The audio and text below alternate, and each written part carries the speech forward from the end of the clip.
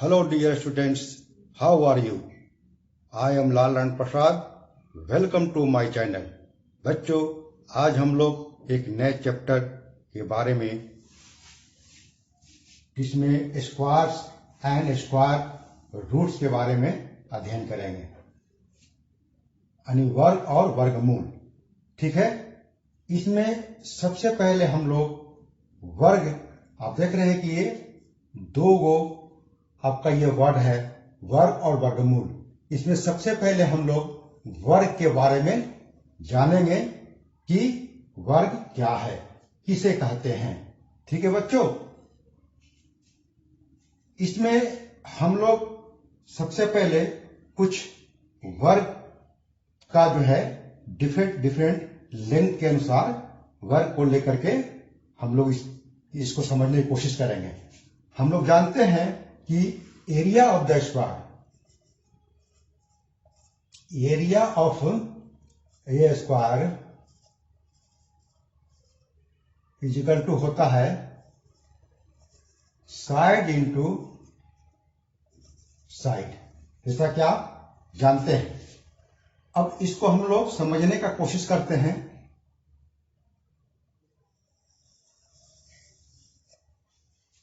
जैसे मान लिया जाए कि एक ऐसा हम वर्ग लेते हैं जिसका साइड जो है 1 सेंटीमीटर है। ठीक है बच्चों, यहां पर ये साइड का मतलब होता है इस स्क्वायर यानी वर्ग की लंबाई से। तो यहां पर हमने 1 सेंटीमीटर लिया, तो यहां पर इसका एरिया क्या हो जाएगा? एरिया ऑफ ए स्क्वायर, आप जानते हैं साइड इंटू साइड यानी कि भुजा इंटू भुजा। ठीक है बच्चों, तो यहां पर हमारा साइड हो गया 1 सेंटीमीटर, इसको यहां लिख देते हैं 1 सेंटीमीटर एक साइड, सब साइड इक्वल होंगे, इंटू एक और 1 सेंटीमीटर, यानी कि भुजा इंटू भुजा, यानी कि साइड इंटू साइड। इस प्रकार से इसमें हम बैठा देंगे यहां पर और यहां पर इसको, तो ये आपको नजर आएगा। उसके बाद इसको गुना करेंगे आप, तो हो जाएगा 1 सेंटीमीटर स्क्वायर। यहाँ 1 और 1 में भी मल्टीप्लाई होगा और ये जो इसका यूनिट है उसमें भी मल्टीप्लाई होगा, 30 सेंटीमीटर स्क्वायर हो जाएगा। या इसको ऐसे भी आप लिख सकते हैं 1 स्क्वायर इंटू सेंटीमीटर स्क्वायर। ठीक है बच्चों, फिर एक दूसरा और वर्ग लेते हैं जिसकी भुजा जो है 2 सेंटीमीटर है। मान लिया एक वर्ग लिए हम, इसका भुजा जो है साइड जो है 2 सेंटीमीटर है, तब इसको एरिया क्या बनेगा? एरिया ऑफ ए स्क्वायर क्या होगा बच्चों? तो यहां पर भी हम इसको लिखेंगे 2 सेंटीमीटर इंटू 2 सेंटीमीटर, यानी कि साइड इंटू साइड, ये हो गया। अब उसके बाद इसको हम 2 में 2 से मल्टीप्लाई करेंगे तो 4 हो जाएगा, और यूनिट में मल्टीप्लाई करेंगे तो सेंटीमीटर स्क्वायर हो जाएगा। इसको आप ऐसे भी लिख सकते हैं, 2 को 2 स्क्वायर भी लिख सकते हैं। आई जो करते हैं। अगला हम एक और एग्जांपल लेते हैं। अगर मान लिया जाए कि अगर उसके साइड इसी प्रकार से बढ़ते हुए अगर 3 सेंटीमीटर हो जाए, तो हमारा एरिया क्या निकलेगा? Area of a square is equal to क्या होगा? 3 सेंटीमीटर इंटू 3 सेंटीमीटर, यानी हो जाएगा 9 सेंटीमीटर स्क्वायर, यानी कि 3 का स्क्वायर और सेंटीमीटर का स्क्वायर तो है। उसके बाद अगर हम लोग एक और ले लेते हैं कि यहां पर अगर मान लिया जाए कि इसका साइड जो है हमारा 4 सेंटीमीटर है, तब देखिए क्या होगा। एरिया ऑफ है स्क्वायर बराबर क्या हो जाएगा? 4 centimetre into 4 centimetre is equal to क्या होगा? 16 सेंटीमीटर स्क्वायर। और इसको हम लोग 4 का स्क्वायर और सेंटीमीटर का स्क्वायर लिख सकते हैं। अगर मान लिया जाए कि इसी तरह से अगर ये हम लोग जो है इसके साइड को बदल बदल कर उसका एरिया हम निकालते हैं, तो इस प्रकार से ये रिजल्ट हमारा मिलता है। अगर हम लोग साइड को अगर मान लिया जाए कि ए मान लिया जाए, माने कोई ए यूनिट का है, तो इसका एरिया क्या हो जाएगा, एरिया ऑफ है स्क्वायर क्या हो जाएगा, a into a is equal to क्या हो जाएगा, ए स्क्वायर। ठीक है बच्चों, अब इसी पूरा जो हमने बताया है अलग अलग वर्ग की जो भुजा की लंबाई है, ये पूरा को हम लोग एक चार्ट में उसको डालते हैं, देखते हैं कैसा चार्ट बनता है।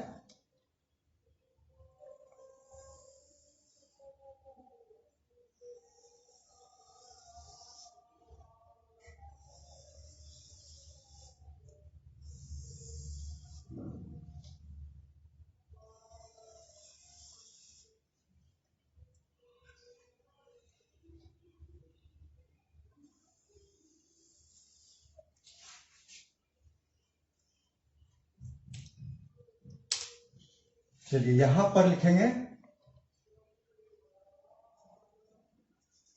Side of a square, bracket में क्या लिख देंगे, इन centimetre.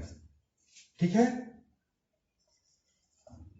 Area of the square,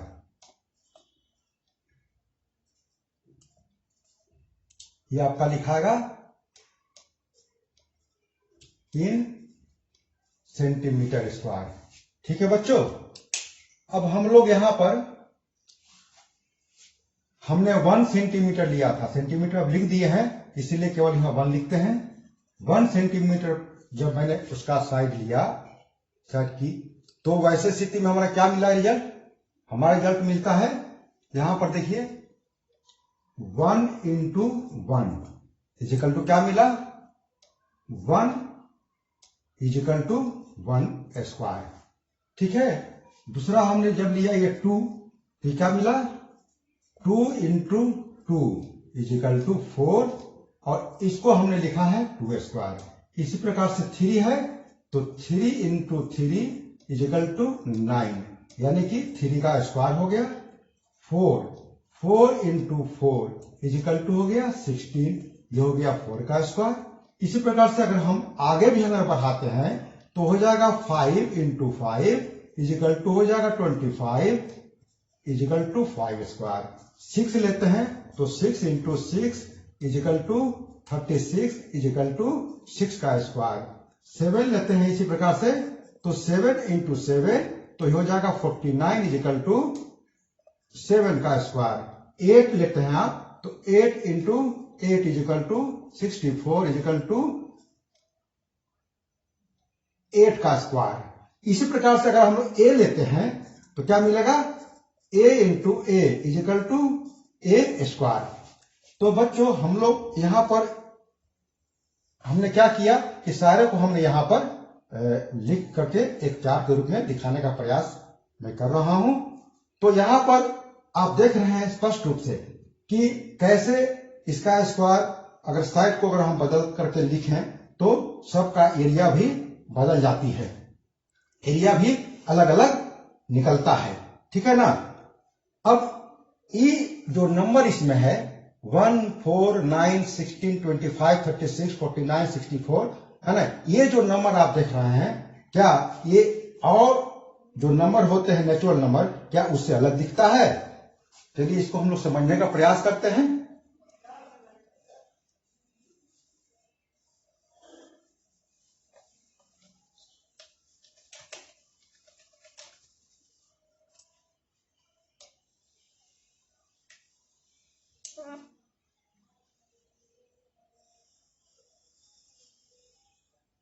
ठीक है, इसको समझने का प्रयास करते हम लोग हैं कि ये जो नंबर आप देख रहे हैं आपका 4, 9, 16, 25, उसके बाद आपका 36, 49, उसके बाद आपका है 64, इस प्रकार से एक नंबर मिला।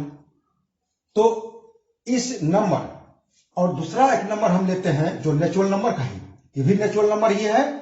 ठीक है, और ये जो नंबर हम जो लिख रहे हैं अब देखिए 2 है, 3 है, आपका ऐसे करके आप लिखें तो आप लिखेंगे 2, 3 या 6 हो गया ये आपका लिख दीजिए नीचे, 5 हो गया, 6 हो गया, 7 हो गया, इसके बाद आपका 8 हो गया, इसके बाद आपका 10 हो गया, इस प्रकार से 11 हो गया, ये सब नंबर।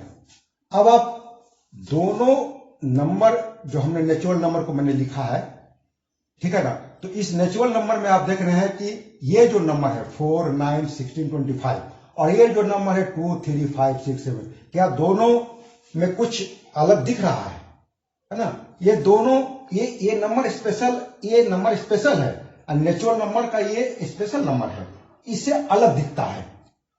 क्यों अलग दिखता है? क्योंकि सिंस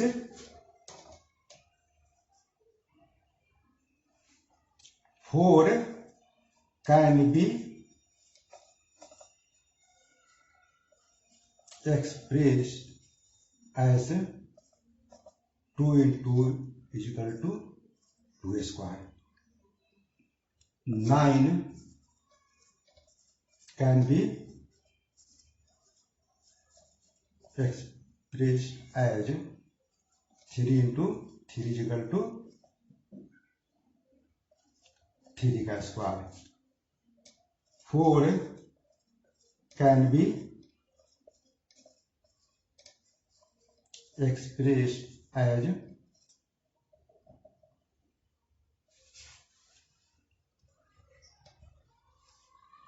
16 हो गया यहाँ, 4 into 4 is equal to 4 square. तो इसमें हम लोग क्या देख रहे हैं? हम लोग देख रहे हैं इस प्रकार की जो संख्या है, उस संख्या में क्या देख रहे हैं आप कि जैसे 4 को, 9 को, 16 को, इसी प्रकार से और भी इन सारी संख्याओं को इस रूप में व्यक्त किया जा सकता है. इस रूप में क्या किया जा सकता है? व्यक्त किया जा सकता है, कर सकते हैं हम लोग हैं, ठीक है ना. लेकिन ये सारी संख्याओं को आप इस रूप में व्यक्त नहीं कर सकते हैं. आप देखिए 2 को कैसे लिखिएगा? इस रूप में तो लिखाएगा नहीं. 3 को कैसे लिखेगा? इस रूप में लिखाएगा नहीं. 5 कैसे लिखेगा? नहीं लिखा जा सकता है.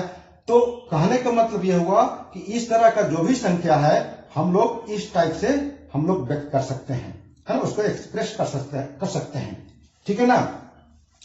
तो हम लोग कह सकते हैं कि इसको ऐसे आप कह सकते हैं, all such numbers can be expressed as the product of the number with itself. यानी कि हम लोग जो है इस प्रकार की सभी संख्याओं को उसी संख्या के प्रोडक्ट यानी गुणनफल के रूप में व्यक्त किया जा सकता है, ठीक है. इस तरह का जो भी संख्या है ना, इस प्रकार का जो भी संख्या है उसको जो है उसी संख्या के प्रोडक्ट के रूप में व्यक्त किया जा सकता है, ठीक है बच्चों. तो हम लोग इस प्रकार की संख्याओं को, है ना, इस प्रकार की संख्याओं को हम लोग क्या कहेंगे? स्क्वायर संख्या यानी कि वर्ग संख्याएं कहेंगे. इस प्रकार की संख्याओं को इस प्रकार हम लोग क्या कहेंगे? वर्ग संख्याएं कहेंगे, ठीक है.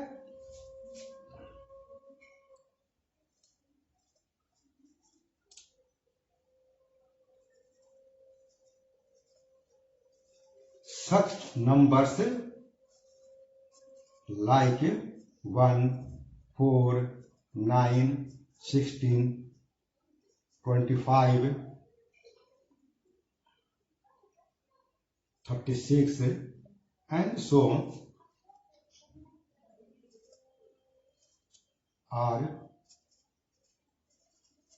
known as square numbers.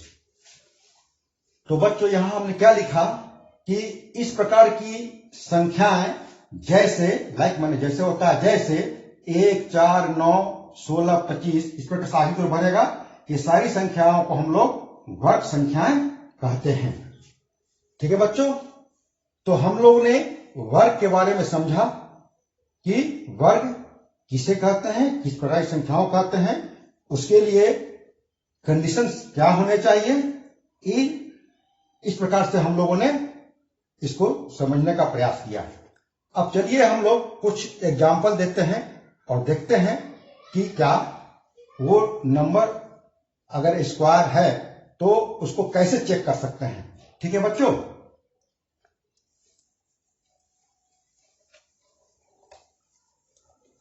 अब आपसे पूछा जाएगा कि इज 32 स्क्वायर नंबर 32 या आपका 34 भी हो सकता है, बहुत सारे नंबर हो सकते हैं आपको है ना, 35 भी हो सकता है, ऐसे बहुत सारे नंबर हो सकते हैं आपको हैं। तो हम लोग को ये बताना है कि 32 या 34 या 35 क्या ये स्क्वायर नंबर है। तो वैसे स्थिति में कैसे आप चेक करेंगे, तो हम लोग इसके बारे में, चाहे हम पूरे के बारे में बता रहे हैं, तो इसमें जैसे आप जानते हैं कि 5 का स्क्वायर बराबर क्या होता है 25 एंड 6 का स्क्वायर बराबर क्या होता है 36। ठीक है बच्चों, तो यहां पर आप देखें कि हमारा जो ये सारा नंबर है तीनों, तो ये 25 और 36 के बीच में ही आता है। ठीक है, यानी कि अगर ये स्क्वायर होगा, ठीक है ना, तो हमारा जो है 5 और 6 के बीच का जो नेचुरल नंबर होगा उसका स्क्वायर होना चाहिए, तभी स्क्वायर होगा। लेकिन 5 और 6 के बीच में हमारा ऐसा कोई नेचुरल नंबर है ही नहीं। आप देखेंगे तो 5 और 6 के बीच में क्या नंबर होगा, कोई नंबर नहीं है बीच में, ये बीच में कोई नंबर ही नहीं है या नेचुरल नंबर नहीं है। जब ये नेचुरल नंबर नहीं है तो ये नेचुरल नंबर का स्क्वायर इसको भी नहीं कहेंगे हम लोग, क्योंकि जब नंबरें नहीं है तो स्क्वायर कैसे मिलेगा। तो इस प्रकार से बच्चों हम लोग ऐसे चेक कर सकते हैं। एक बार फिर बता देते हैं कि 32, 34, 35 या इस प्रकार की और भी कोई संख्या हो तो इसमें आप लिखेंगे कि ये नंबर जो है किसके किसके वैरी करता है। तो 5 का स्क्वायर 25 होता है, 6 का स्क्वायर 36 होता है, तो ये हमारा नंबर 25 और 36 के बीच में ही है। तो कह रहा है कि अगर ये स्क्वायर है, ठीक है ना, तो ये 5 और 6 के बीच के स्क्वायर नंबर होना चाहिए, तभी ये होगा। जबकि 5 और 6 के बीच में कोई ऐसा नेचुरल नंबर है ही नहीं, तो इसीलिए जब नेचुरल नंबर नहीं है तो ये 32, 34, 35 ये आपका स्क्वायर नंबर नहीं होगा। ठीक है बच्चों, चलिए बच्चों हम लोग जितना अब तक पढ़े हैं है ना उसको जनरलाइज कर लेते हैं। ठीक है,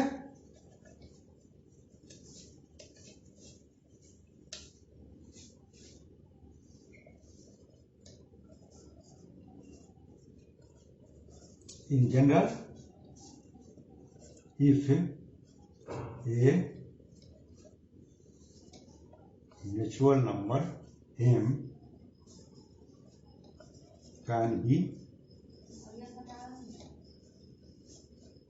expressed as n into n, that is n square, that is n square, where n is also a natural number, then m is a square number. ठीक है बच्चों, हमने लिखा है कि साधारणतया यदि m कोई नेचुरल नंबर है यानी प्राकृतिक संख्या है, उसको हम लोग n गुने n के रूप में व्यक्त कर सकते हैं, यानी n स्क्वायर के रूप में, जहां n जो है प्राकृतिक यानी n जो है प्राकृतिक संख्याएं हैं, यानी n भी प्राकृतिक संख्या है, तब m एक वर्ग संख्या है। तो m क्या है? एक वर्ग संख्या है। ठीक है बच्चों, फिर एक बार बोल देते हैं हिंदी में कि साधारणतया यदि m एक नेचुरल नंबर जिसको n गुने n में व्यक्त किया जा सकता है, जहां n भी एक प्राकृतिक संख्या है, तब m एक वर्ग संख्या है। m क्या है? एक वर्ग संख्या है। इस वर्ग संख्या को हम लोग, जो हमने ऊपर में लिखा था, उसको हम लोग लिख सकते हैं परफेक्ट स्क्वायर।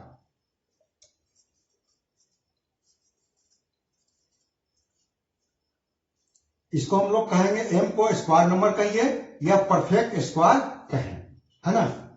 ठीक है बच्चों, दूसरी प्रकार से यहां पर 1, 4, 9, 16, 25, 36 ये जो संख्याएं हैं, इसको वर्ग संख्या भी कहते हैं या पूर्ण वर्ग संख्या भी कहते हैं। क्या कहते हैं? वर्ग संख्या या पूर्ण वर्ग संख्याएं भी कहते हैं। ठीक है बच्चों, अब उसके बाद हम लोग जो है आप लोगों के लिए कुछ होमवर्क देते हैं। आप उस होमवर्क को अपने घर में कीजिएगा तो हमको ये समझ में आएगी। अगर कर लेते हैं तो आपको लगेगा कि हमने इस टॉपिक को समझा है। ठीक है बच्चों,